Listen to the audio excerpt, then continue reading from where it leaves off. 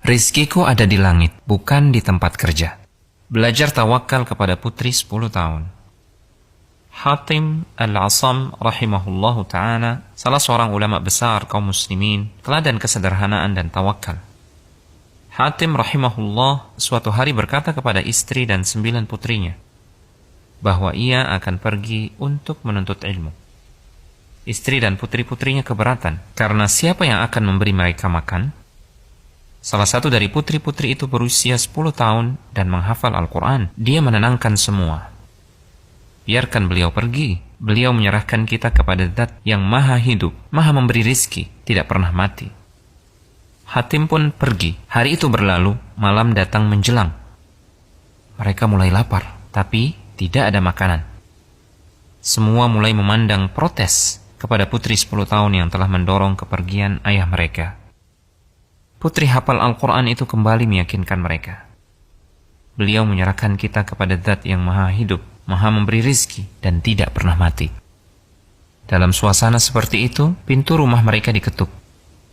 Pintu dibuka, terlihat para penunggang kuda. Mereka bertanya, "Adakah air di rumah kalian?" Penghuni rumah menjawab, "Ya, kami memang tidak punya apa-apa kecuali air."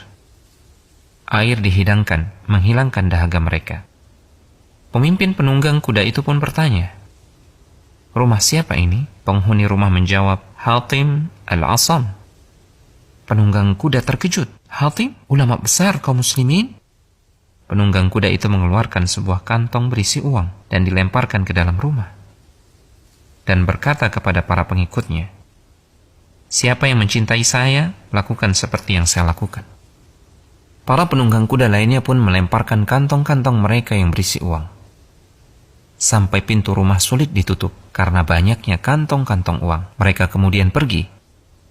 Tahukah antum siapa pemimpin penunggang kuda itu? Ternyata dia adalah Abu Ja'far Al-Mansur, Amirul Mukminin. Kini giliran putri 10 tahun yang telah hafal Al-Quran itu memandangi ibu dan saudari-saudarinya. Dia memberikan pelajaran akidah yang sangat mahal sambil menangis. Dia berkata, "Jika satu pandangan makhluk bisa mencukupi kita, maka bagaimana jika yang memandang kita adalah Al-Khaliq?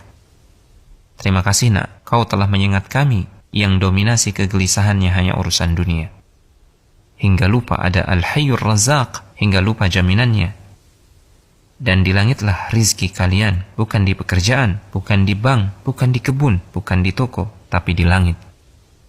Hingga kami lupa tugas besar akhirat.